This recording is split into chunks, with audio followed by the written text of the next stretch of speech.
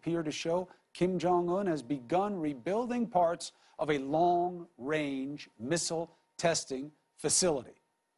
Implications? Let's discuss. Congressman Thomas Massie, Republican on the House Oversight Committee. Good to have you on the show, sir. Thanks for having me, Chris.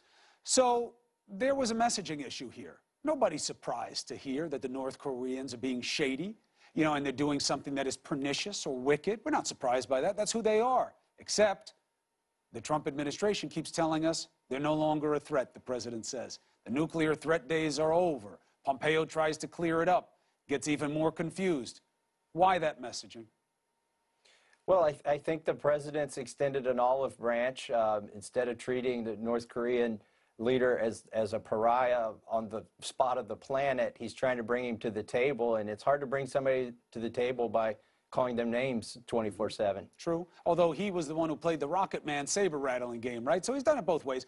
But I'm wondering, do you have concerns about dealing with a murderous despot this way now that you see how he returns the favor?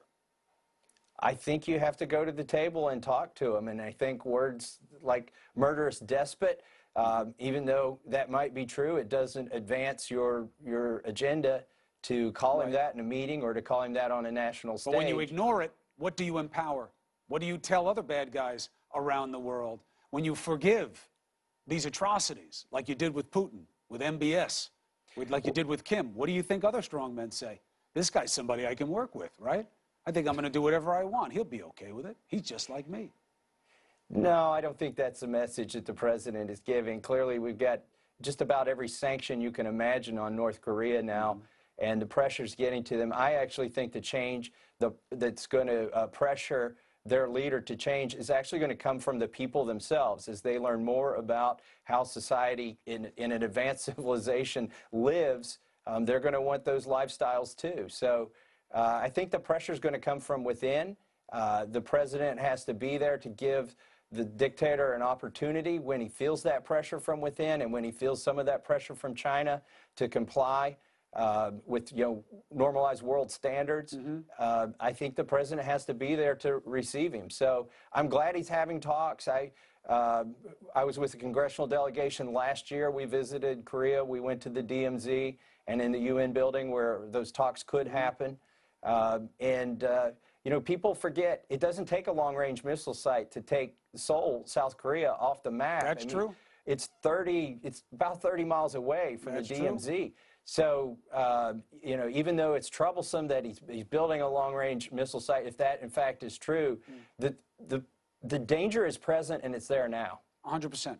Let me ask you about the oversight concerns that the Democrats have on the committee that you're on. Yeah. First the general, then I want to get to something specific. Sure. What do you think of the ambitions? Ambitions of? Of your committee. Oh, of the Oversight Committee? Well, they were trying to lay a cornerstone in the foundation of impeachment against the president. They say they're not. Well, what was the purpose of the hearing? I mean, they had Cohen in there. Was it just for a circus? And by the way, it was somewhat of a circus. The question that I asked Cohen, by the way, based on his opening testimony, he said when he made payments to Ms. Clifford's that he didn't think about what was right and he didn't think about whether it was proper. I asked him, if you were the president's lawyer and you didn't think about whether it was legal or not, how were you able to advise him on whether it was legal or not? And it was just a long pause. He had no answer for that. He proceeded to basically tell me he was a fixer and not so much a lawyer. I think that somewhat exonerates the president. If your lawyer isn't giving you good legal advice, can you? Is it possible to knowingly violate the law? 100%.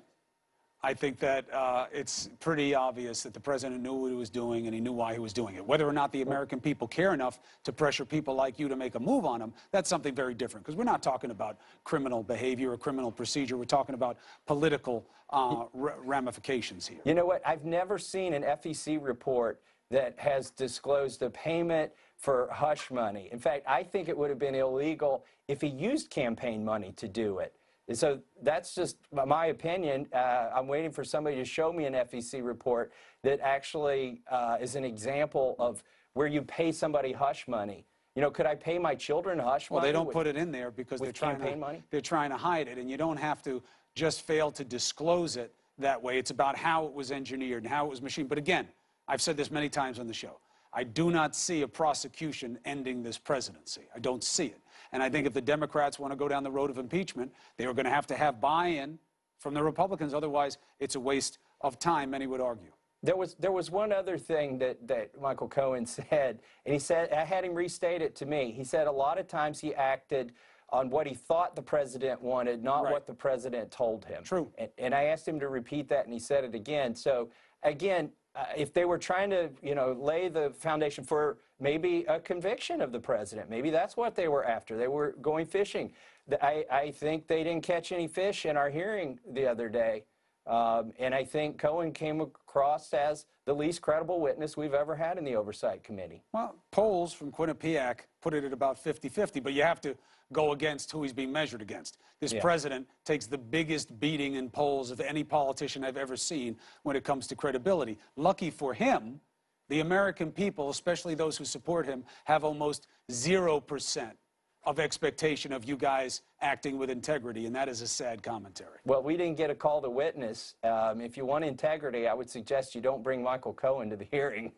Well, listen, that was a controversial first step for them to take. Let's see where it leads. Mr. Massie, I invite you back to discuss what the committee does, what you think about it, and what you don't. Absolutely. Thanks, Chris. Be welcome.